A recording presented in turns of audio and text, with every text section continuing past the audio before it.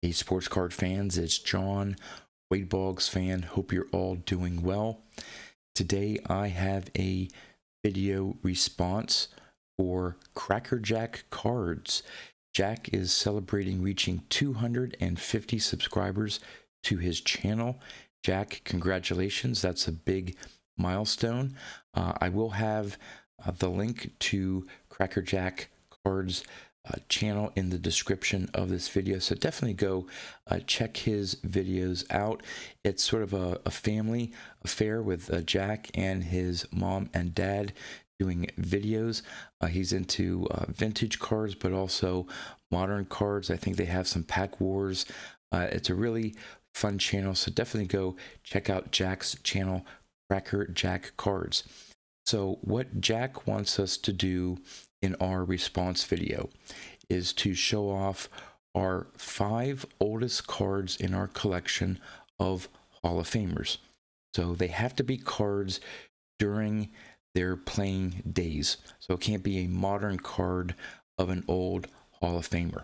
So I selected my 5 oldest cards in my collection to show off. And in addition to just showing off the card, I thought I would talk about the player's stats for that particular year of the card that I have, just to give a little background to that player. So let's go take a look at my 5 oldest Hall of Fame cards.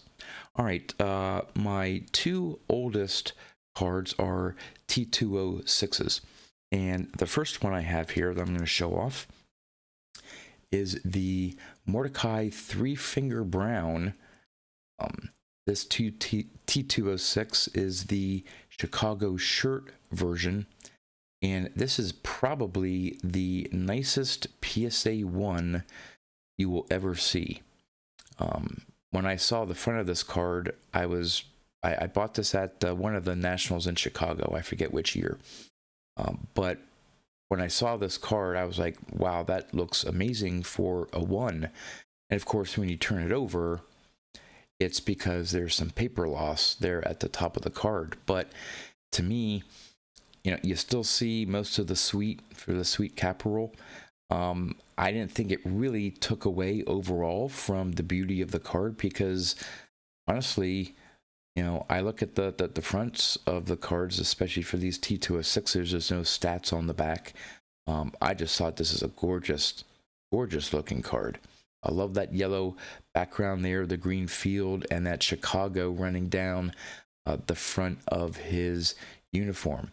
So T206s, for those of you who may not know, were distributed between 1909 and 1911. So I did a little bit of research to see if I could find, for this card and the other card I'm going to show, if there was any way to determine what year the card was released or put into cigarette packs. And from what I can tell, that this Mordecai Brown was released in 1909.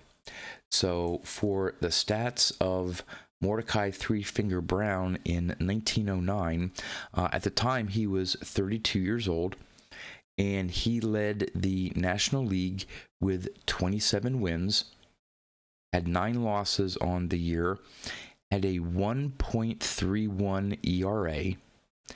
He led the league in games with 50. Now, I always understood Mordecai Brown to be a starting pitcher, but out of those 50 games, he only started 34. But he led the league with 32 complete games. So all but 2 games that he started, he pitched all 9 innings. Amazing stat back then. You don't see that at all today. But what was interesting is in the other 16 games that he came in and didn't start, he led the league with 7 saves. So not only did he lead the league in wins with 27, he also led the league in saves with 7. He led the league in innings pitched with 342.2. He had 172 strikeouts. Let's see, he had a whip of .873. So those are the stats for Mordecai Three Finger Brown from 1909. So that's the first oldest card in my collection. And the second one is also a T206. And this is one of my favorite cards in my collection. And it is the Christy Mathewson Dark Cap. Always wanted this card, and again picked this up at one of the Nationals in Chicago. It is in a VG3 for SGC, and this also is a sweet cap roll back. Now, from what I could find about this T206 card of Christy Mathewson, the Dark Cap was released in the fall of 1910 through the spring of 1911. So I'm going to talk about Christy Mathewson's stats from 1910. And in 1910, Christy Mathewson was 29 years old.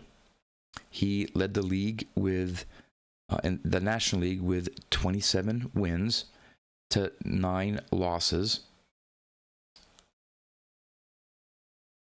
And he had an ERA of 1.89. He led the league with 27 complete games. He started 35 games. He played in 38 games. He didn't have any saves as opposed to Mordecai Brown. He had 318.1 innings pitched, 184 strikeouts. He had a whip of 1.106, which is a little bit above his career average. But he led the National League in the strikeout to walk ratio of 3.07. So of the 184 strikeouts, he only had 60 walks. So another stellar year for Christy Mathewson, one of the greatest pitchers of all time.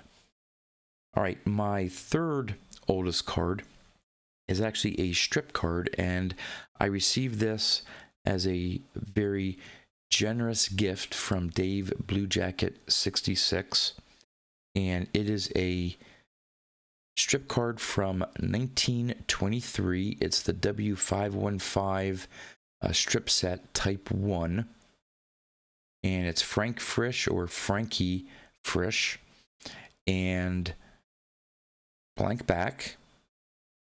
But I just think this strip card is just really cool. Hand cut, and Dave, either Dave or through his father, did an amazing job. My understanding is he cut this card himself from a strip, and it's just amazing that a card from a strip card, because some of these strip cards just came out, strips that sometimes they weren't, cut properly. There doesn't seem to be any creases. It's just a gorgeous card. So let's talk a little bit about Frankie Frisch's stats from 1923. All right, so in 1923, Frank Frisch was 25 years old. He led all of Major League Baseball with 223 hits. He had 12 home runs, 111 RBIs. He had 46 walks and only struck out 12 times. He had a .348 batting average, and that didn't even lead the league back in 1923. He did lead the National League in total bases with 311.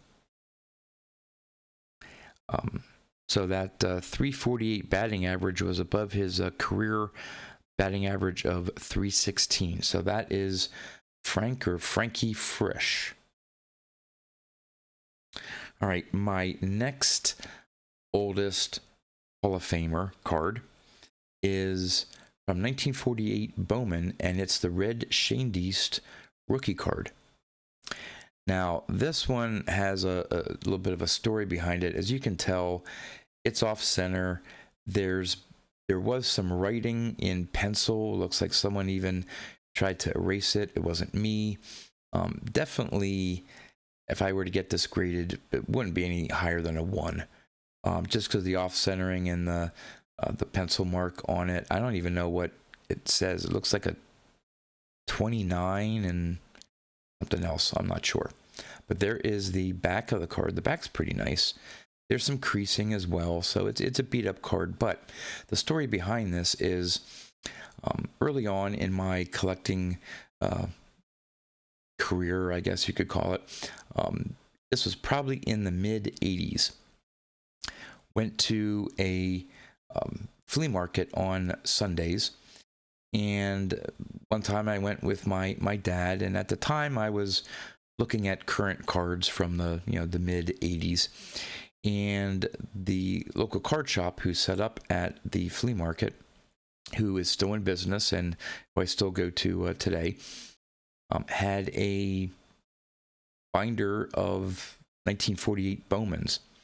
And my dad, was looking through, and he says, you should buy one of these old cards, this red Shandiest, I remember him, or something, and it was marked as his rookie card. And I think back then it was probably like $8, because again, I didn't have a whole lot of money to spend. It's either $8 or $10. So I bought it, and didn't realize, okay, it's an old card. It was pretty cool, from 1948, and a rookie card of a Hall of Famer. So yeah, this for the longest time was my oldest card in my collection. So let's take a look at red Shandiest's stats for 1948. Now, even though this is his rookie card, it wasn't his rookie year in 1948. His rookie year was actually in 1945, but this 48 Bowman is his first baseball card. So in 1948, he was 25 years old, and he played in 119 games, had 111 hits, 4 home runs, 36 RBIs, 28 walks, only 16 strikeouts, had a .272 batting average, which is a little bit below his career batting average of .289. His on-base percentage was .319, and he was an all-star, selected as an all-star in 1948. So there's the red Shandiest 1948 Bowman. And then my 5th oldest card of a Hall of Famer is my 1949 Bowman, Warren Spahn. Picked this up earlier this year at a show in Pittsburgh. Really nice PSA 5. Here is the back of it. Pretty nice and clean. Of course, Warren Spahn is the winningest left-handed pitcher in baseball history.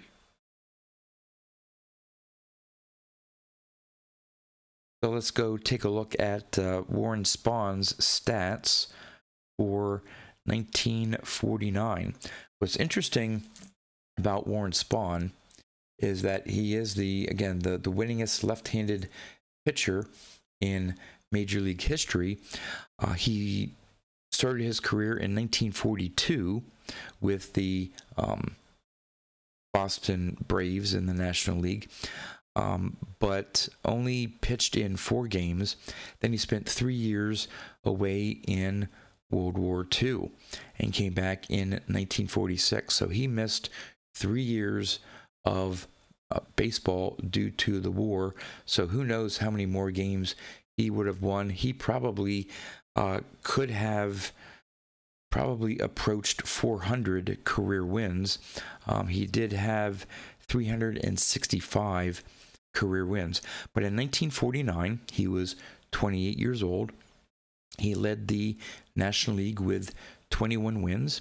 had 14 losses, an ERA of 3.07, led all of baseball in games started of 38, led the National League in complete games with 25, led all of baseball in innings pitched with 302.1. He led the National League in strikeouts with 151 and only had 86 walks, and had a 1.76 strikeout to walk ratio. He was selected as an all-star and finished 7th in the MVP voting for 1949. So there you have it, my 5 oldest cards of Hall of Famers in my collection. Jack, thanks for the really cool contest. It's always fun for me to break out some of my old vintage cards to show off. Again, congratulations on reaching 250 subscribers. And again, check out the link to his channel in the description of this video here. I'm sure you'll really enjoy his videos. So until next time, thanks for watching.